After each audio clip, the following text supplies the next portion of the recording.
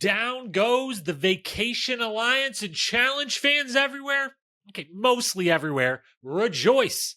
Plus, one of the best players ever is better off playing by themselves. Who saw that coming? Laurel has never gotten a math question wrong in her entire life. Josh's close friends don't seem to treat him as well as his peripheral friends do. And is Kyland that fast, or did Devin just perform like ass? It's the Challenge Battle of the Eras episode 9 recap coming up right now.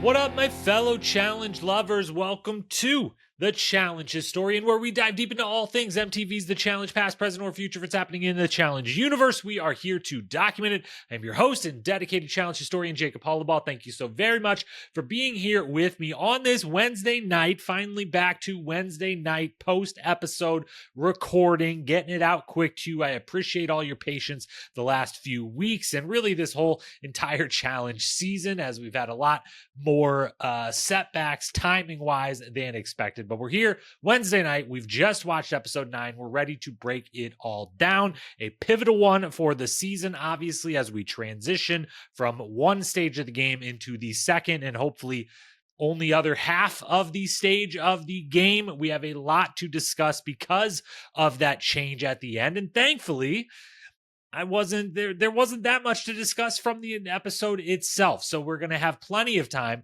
to dive into what is to come in the future and look forward for the rest of the season after we recap what happened in this episode. Only programming reminder, Era's coverage for the next few weeks. We will have some other things coming in November. Fingers crossed that should all be good to go. And then the agenda for this evening is what I just alluded to. We are going to hit the storylines, walk through the episode. It should be a lot quicker than normal, though, because I think this one was pretty cut and dry.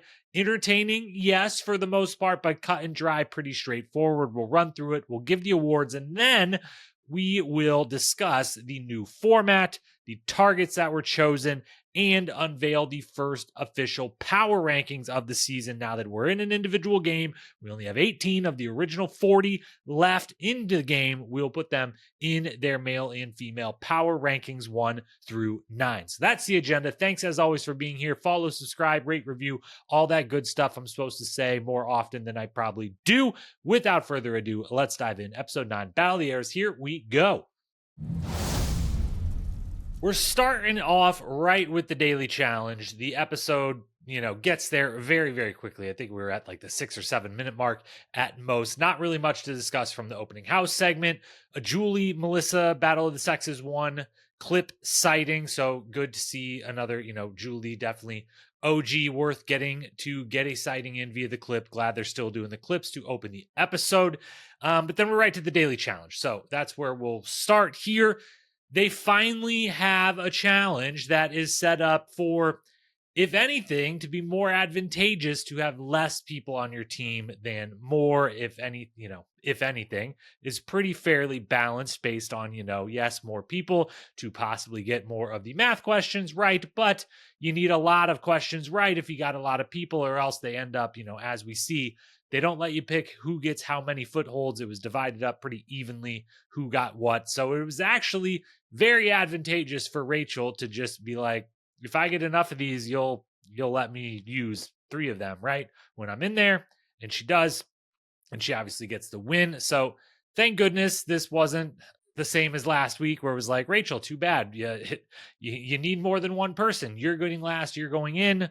We avoided that. She performs amazingly and gets, not only doesn't get last, but gets the win. So that is very, very helpful.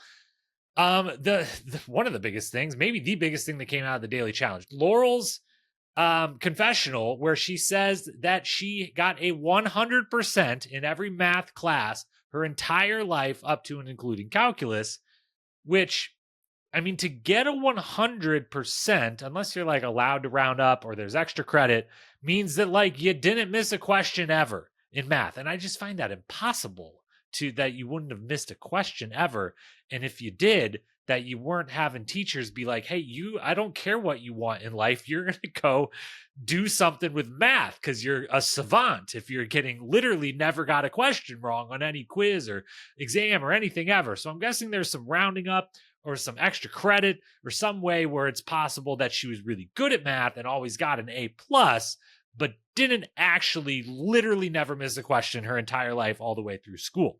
With Rachel then winning, we also get a slight callback. They never did it. I thought we were going to get the callback to the island when she didn't win, but did an endurance-based challenge. Kellyanne beat her in a crazy battle where both women went forever having to stay on top of two logs up over the ocean, or they were in the water, technically in the ocean there.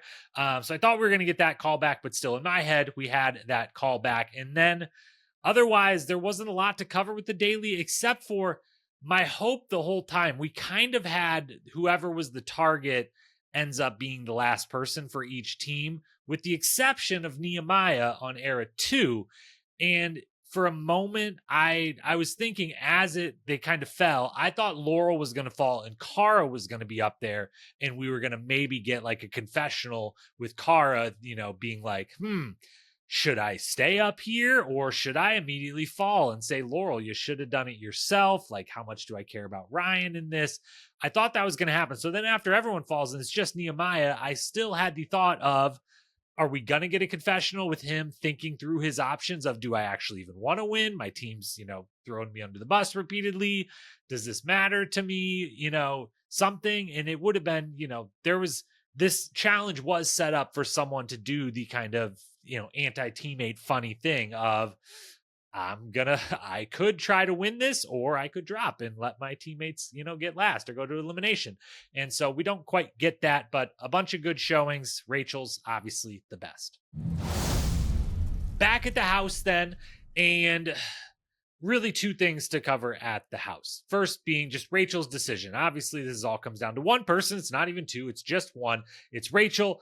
And the whole time we know Rachel and Ryan, super tight. They, we get the open of the episode. If you didn't remember that those two are super tight, we're told, part of Ryan's thinking volunteering is like, Rachel's up there. I got a ride or die, on the other, possibly on a winning line, or that I could help save if I win. So that was part of his thinking for even volunteering and going in. And so we as fans or audience would have assumed this isn't a difficult decision.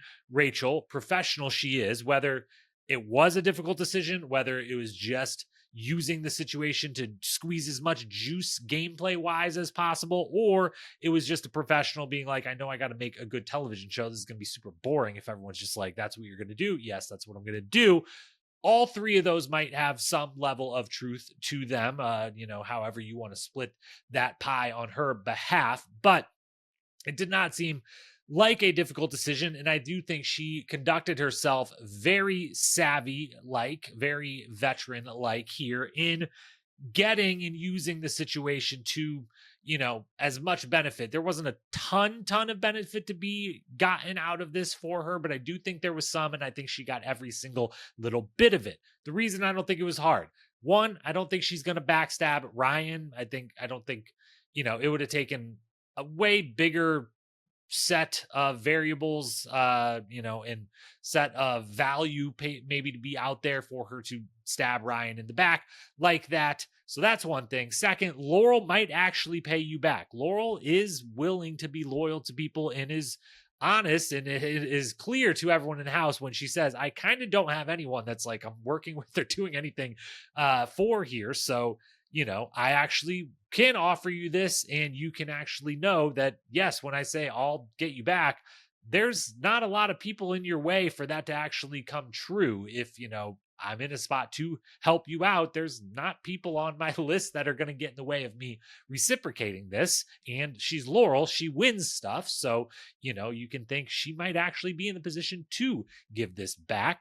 And then third, Era 4 wasn't going to pay her back in any meaningful way. They were still going to have way too many people that they were within that era and within the other teams, that she wasn't going to move that high on anyone's list within that era. Yes, they win. I think Kyland does a good job of at least giving, the best pitch he can of, we win the most and we're going to win again. And, we are going to have power again and you should want to work with us.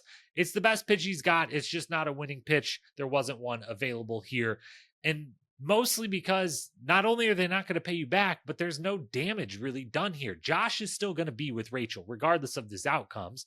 In the winners, as she says, I think it's in confessional, or maybe it's in one of the one-on-one conversations she has, but like the winners, or no, it was confessional because they do the thing where they drop the 2 out and then they had Tori and Devin. I forget. Did they actually basically tell us who was going to win there? Did they have Tori and Kyland over her shoulder still left there? I think they might have done that, but that it would behoove them to still work with her even after she puts them in versus each other. So the decision was super easy, I think, on her part. And I think she did a great job of still, let's have all the conversations.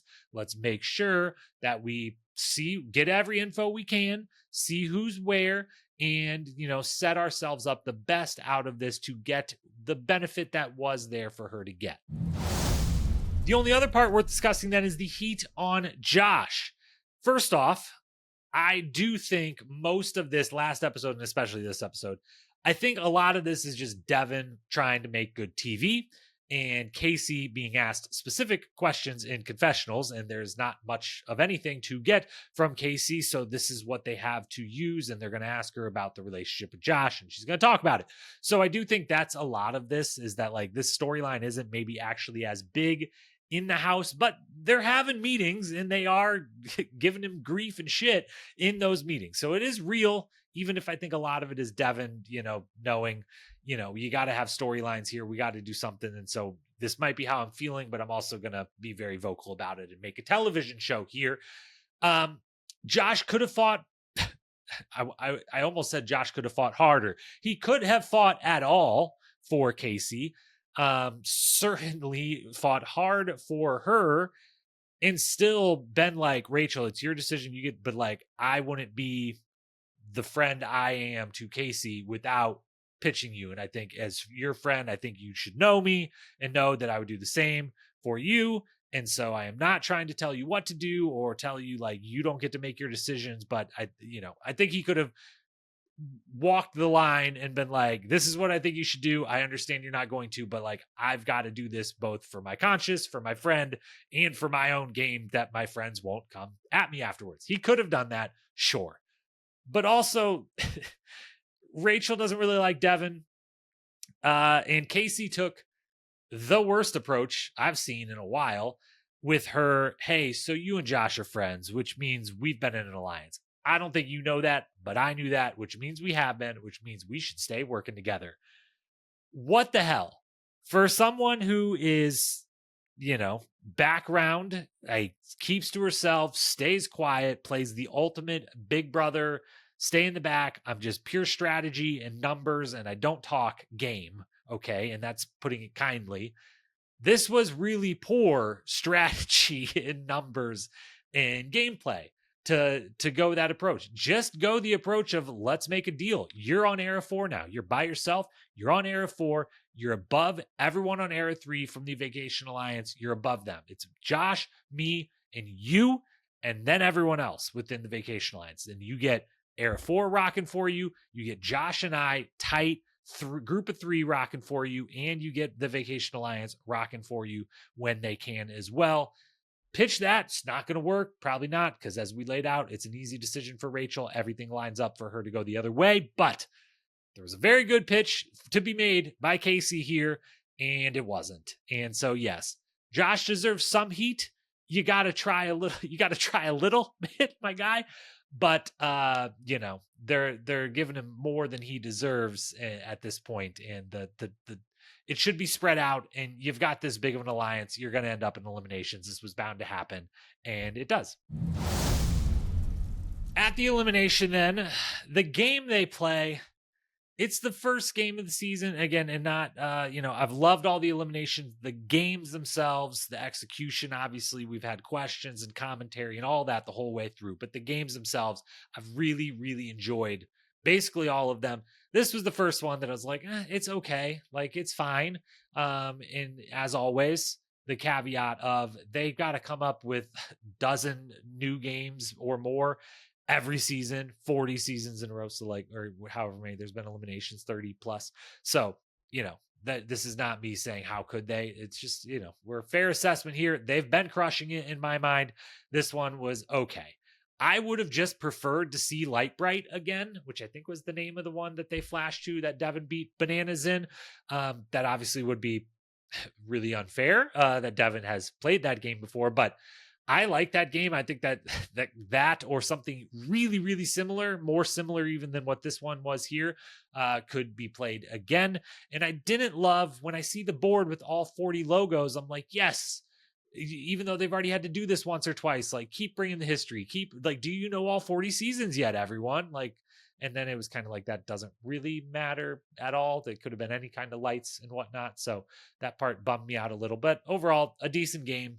And there was some funny commentary about, who's got a bunch of cords to untangle. Casey, your life couldn't, everyone already thinks she's a bore. And then, would like, yeah, I spend my time searching through my wads of cords to find the one I need for the day. Like, I got it kind of from the I'm not the athlete Casey is. I have not done athletics in my adult life, but growing up through high school and stuff, when you're traveling, you just throw all the shit in the duffel bag to go to the field or the court or whatever. I get it a little bit, but overall, fine game. Kyland crushes it. That's not to be disputed. Kyland does this really, really fast, and I think, absolutely nails it. And I don't think anyone was beating Kyland at this game with the performance he gave. So what I'm about to say does not take away from that fact at all. Kyland was winning this versus anyone in the house if he performed exactly how he did, which was to say fantastic and fast. I still, though, have questions about Devin. Devin's hamming it up beforehand. He's flipping Kyland off. He's winking to the camera. He seems like a guy who's pretty content to go home, to be like, I made it pretty far. We've been here a bunch of weeks. I got a paycheck and I got a new girlfriend and I could go home.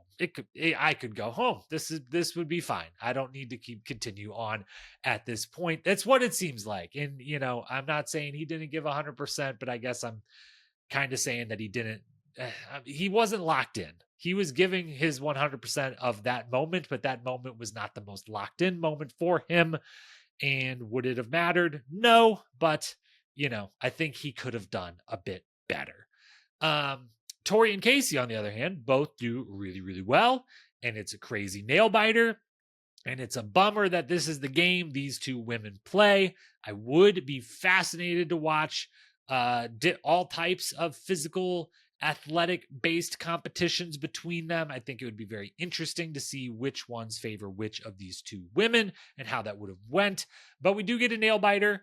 And I am very thankful that Tori gets the win. The show needed this, and for another week of, on the Kyland Devin front, there wasn't an obvious, this person would be better for the game moving forward, for the show moving forward. Although even if I really had to argue it, I think actually Kyland would be the better one to keep around for entertainment purposes the rest of this season. Tori certainly is that on the women's side. So one Dave wins, one Dave goes home, and the Vacation Alliance, yeah, it got split and everything, but ultimately, two people go home. Sure, 3 of the 5 core members are gone, but really, Josh and Tori are still there, and Jordan is still there and Bananas is kind of on the periphery of that. And so there's still plenty enough for the Vacay Alliance, or what's left of it, to play with. On to the awards for the best quote. I probably missed something here. I wasn't doing the greatest job on my notes during this episode, but I know 2 that stuck out that I did really like. Theo, when quote, Josh, this is your chance to prove useful as a friend for once, end quote, during while they were the first time when they were telling him go do something before the second time where they're like, why didn't you do something? And then Tori, quote, the Vacation Alliance is not on vacation right now. We are clocking into work, and that's not what we're good at. We are good at vacationing. So this is against what we stand for, and we'll just have to put up with it. End quote. I know everyone, is rejoicing that the Vacation Alliance took all these hits this episode. But while I am not necessarily the biggest fan of them, I am a decent Tory fan. And I did find that quote in "This is not what we stand for" to be funny. I give the award to Theo, though, for the week. Best moment. A little tricky. There wasn't like standout moments here. Like Rachel winning definitely gets nominated. That's awesome. That's cool. All the Rachel love, all for it for sure. Love that. Casey's horrible attempt at gameplay was probably the most memorable moment of the episode from me, of just kind of being a little shocked that was the strategy she went with, and just finding it really fun to watch Rachel's face in real time and then get to confessional of like, yeah, I don't know what that was, but not gonna agree with it at all. And then, so like that. Era 4 plus Devin going in on Josh. Those meetings were entertaining. And then Devin hamming it up for the cameras before and during the beginning of the elimination. We will give the award, though, to the horrible attempt at gameplay from Casey and Rachel's reaction. As for the MVP, Jordan gets some votes. That guy people that clock in for work. Jordan clocks in for work.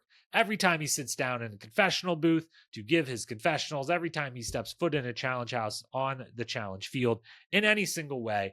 And I appreciated this episode. He was doing everything he could to give us something good in the confessional booths to make the episode in these moments feel bigger and more entertaining and more interesting. So shout out to Jordan. And then Kyland got some votes. Tori got some votes. Devin got some votes. But obviously the MVP of the episode is the one-woman wrecking crew that is Rachel Robinson. Let's talk now targets and predictions, but really let's talk storylines. We already did that. Format, and then we'll talk the targets after the format, and then instead of predictions, we will talk power rankings this week with a touch of predictions, which is to say, I got 100% right last week again, y'all. Second or third time this season now, we've gone 100% correct on the predictions for the next episode, which, again, no spoilers here. I know you might be like, wow, if you're getting everything right, are you aligned to us? I'm not. Still spoiler free for this whole season. Can't believe it. Pulled it off. Loving it. I'm just a savant, I guess. I just am finally really good at this. Or, some things have been pretty easy to pick out. And, no, I'm going to stick with savant. I'm not going to go with, no, it's easy and it was a little bit predictable. No, I'm just really good at this now. So we're getting a lot of things right, but let's not talk predictions. Let's talk new format.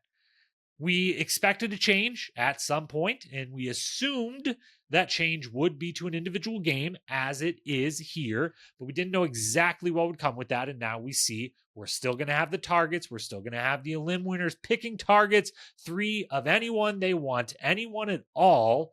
I don't know if TJ said or not, except obviously the other elimination winner, like Tori and Kyland, were safe. They couldn't have picked each other, but previous targets seem to be up for grabs again. Maybe was a one-time thing during the transition. Maybe it will be something that is allowed. You could just, hey, you were a target and you didn't end up in elimination. Too bad. You're a target again. Maybe that'll be allowed. Maybe it won't. We'll see. But I do feel like if they're just audibling to individual, like it could have happened. They could have audibled earlier when it became Rachel and Derek, and Derek's injured. There was the last 2 daily challenges. There's ways to change those on the fly without like big equipment or setup changes that could have made them into individual games. Or, maybe this one today would have been like, you all get, pick teams randomly out of a hat, something of that nature. I don't know.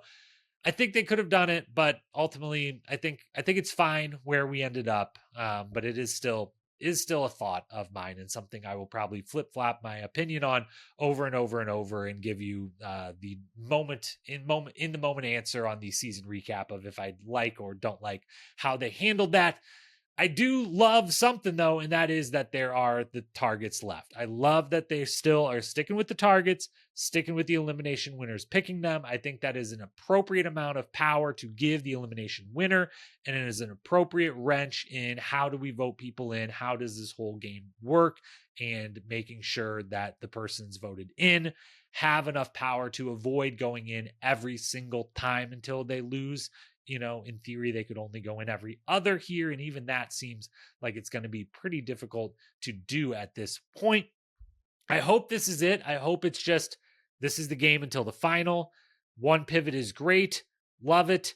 Multiple pivots at this point, especially we're at 18. I'm guessing we're taking around 10 usually is the number we kind of take to the final or expect to take to a final. And so let's not change anything else. Let's not pair up. Let's just get 4 daily challenges that are full-blown individual daily challenges. 2 of the 3 targets on both sides go in. We lose 8 people over the next 4 episodes, and then we head to a final 1-2 episodes, whatever it may be. Let's hope that's what it is. Now, speaking of the targets, let's talk about them. Tori's mostly made sense to me. She's not saying Jordan or Corey, because I think she still thinks she can rope in Corey and she just doesn't want to do her team like that. And then she's not saying Josh and can't say Kyland. And so Theo is the only Era 4 one, even like maybe of consideration. So it's really, she's got to pick 3 of the 5 of the 4 Era 2 dudes and Theo. And it makes sense to me that she would be like, Nehemiah is gettable. He's out there kind of on his own. So we'll leave him alone. Derek and Ryan have strong relationships with other females in the house that are not me, so they're not going to be any good to me. And Bananas went at Devin, and we're just going to do a full team 2, Era 2. Nehemiah, you're good. Other 3 of you, it's all you. Don't go at Devin like that. Sorry, I got to come for you, Bananas. And that part I really love. Her not just playing to, Bananas is kind of, as he says, that's honest. They've worked together the couple seasons they've done together, and he is kind of an honorary member of the Vacation Alliance, and she backs up Devin's game and backs up what Devin wants, even though Devin isn't in the house anymore, and I applaud her for it. Now, on the other side, Kyland, don't understand quite as much. I think it's pretty obvious from the, season 39 and USA 1 coverage and everything else. I'm a pretty big fan of Kyland. I'm a pretty big fan of him as a cast member on the show. He is clearly showing to be an incredible competitor early in his challenge career here. But I don't get the strategy on this one. I really, really don't. It's a tough spot to be put in that moment for sure. There isn't the obvious choices for him necessarily. But if I'm him in that moment, I just want all of, it's an individual game now with a male and female winner, we assume. And so you go to the classic challenge playbook of if you're a man, that means you want all the best women there and none of the best men. And if you're a woman, you want all the best men and none of the best women, because you might have to pair up with the opposite sex during it. So you want the best of the best and you're going against your own. And so you want the worst of the worst. So if I'm him in that moment, I'm like, hey, Rachel, you voted me in, sure, but I understand why you did it. I would like to work with you, so we're not putting you in. Laurel, Cara, you're not going in. I honestly thought like Aviv is the only one that made sense. Be like, okay, you're a good competitor, sure, but there's a pretty stacked lineup of women that's left. You're not in, maybe even in the top half, and you don't really have a lot of connections or any connections to speak of, especially now that we're individuals. So I get Aviv. Aviv is the one obvious one. Sorry to her, but it is the obvious pick. But then it's honestly like, I don't know, Michelle and Olivia over Jenny. Like the Jenny one really surprises me of like, she's down to work with you. She doesn't really have anyone either. He says like, because we want to do Era 2's Catching Heat, you're working with Era 2. I don't get that at all. Don't make an enemy out of probably maybe the best female. Again, the females are stacked that are left. We still have absolute heavy hitters here. And so, but still, like, I don't get the Jenny pick at all. I think Michelle or Olivia. it's like, one, I want Jenny over the two of you if I end up having to partner with someone in a final, and you two both were doing me dirty back on 39, and you haven't exactly been, I've been at the bottom of era 4 here, so like, I would have thought them if he was going his own team. I get it, you're hooking up with Naya, so you're not going to say her, and you can't say Tori, and so, I don't know. I think Cara and Laurel were there. Aviv, Michelle, and Olivia, honestly, if I'm him, are probably my picks. That's with more time to think about it than he had, certainly. But the Jenny and the Rachel really, really, really surprised me. Really didn't make a whole lot of sense. Now, finally, let's get to our power rankings. I just want to keep this perfect prediction streak running, so we're not going to make predictions right now. I will touch on that preseason predictions, which I made 2 swaps. I did the preseason podcast predictions, and then after the launch special, I updated them and I made 2 swaps, and one of them was a good swap and one of them was a bad swap. But overall, I am kind of crushing it on the preseason predictions. Not going to lie. I had as follows in the final: Jenny, Michelle, Tori, Rachel, Emily, and Emily being the only one I've currently gotten wrong was one I swapped. I had Laurel. I was almost 5 for 5 on the women's side so far. And then I had Jordan, Darrell, Bananas, Corey, and Theo. And Theo was the other swap that I got right. I swapped him in for Pauly because I kind of sniffed out the Hall Brawl situation, or the Theo versus Pauly. It's one of the headbangers. I'll take Theo. So one switch was good, one was bad. Either way, I still got 8 of my 10 picks in the game with 18 to go here. And so I feel good about that. And I got my 2 winners picks, Jenny and Jordan, chugging along. Jenny having to work a lot harder in the elimination arena than Jordan is. Not saying Jordan isn't working hard in this game, but both chugging along. So we'll see if we can get some winners right. I would love to at least get one right. But yeah, I feel pretty good about those. Power rankings, though, for the season now. We've got 18 left. Let's put all 9 in order on the men's side, on the women's side. We'll start with the men. It was a little easier for me. Jordan's got to be the top. I think it just goes without saying. As I have said many times before, especially in an individual situation or a rotating partner situation, I want Jordan versus anyone at this point in a final. I'm putting Kyland second.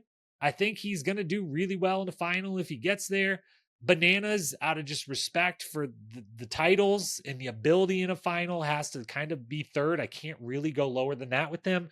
I got Theo 4th, Derek 5th, Corey 6th, Nehemiah 7th, and then a drop, then a line, Josh and Ryan rounding out the bottom.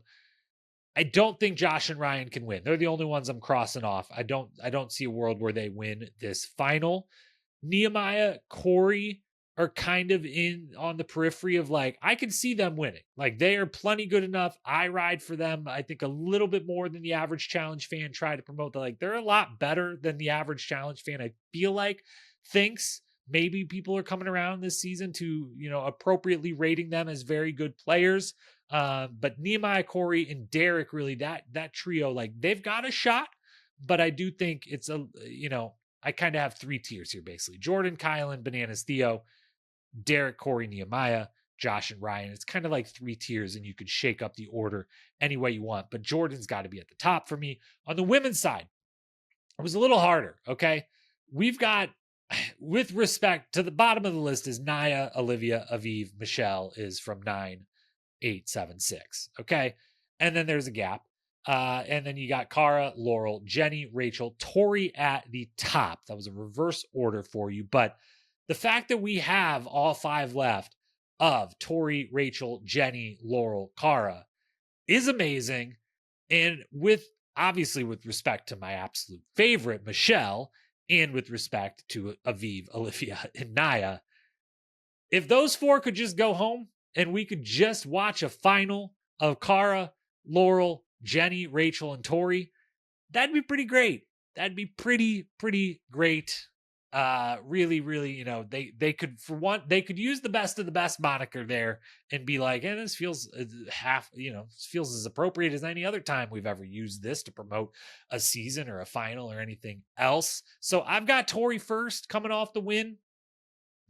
I know, I bet most people would have Rachel there. We'll see. She has one of the most dominant finals victories of all time with the Duel 2. There wasn't quite as much math and puzzles and things back on that one as I would expect there to be here. Obviously, Laurel's coming off a finals win, which is why she gets the nod over Cara there. But ultimately, this is a 5-woman tie for tier 1. One of those 5 is going to win this season for sure, with an outside shot for Michelle. I think Michelle could do some absolute damage in a final if she's able to get there. But yeah, just coming off the win, put some respect on her name. I got Tori top, and it just matches then Jordan top. It all works itself out. So that's your power rankings. Look back at some predictions that so far so good, and this whole episode number 9. So as always, thank you so much for tuning in each and every week. I love you. I appreciate you. I have a bunch of messages to respond to. I have still not caught up with messages from being gone last week while I was in Norway. So those who have DM'd, I will respond. I swear I'm really horrible at it sometimes, but I'm getting there. And anyone else, even after that, if you want to send me messages, I normally respond pretty quickly and would be happy to challenge with you at Challenge Historian on Instagram or comments on YouTube here. So thank you. Love you. Appreciate you. I'll talk to you next Wednesday night. Peace.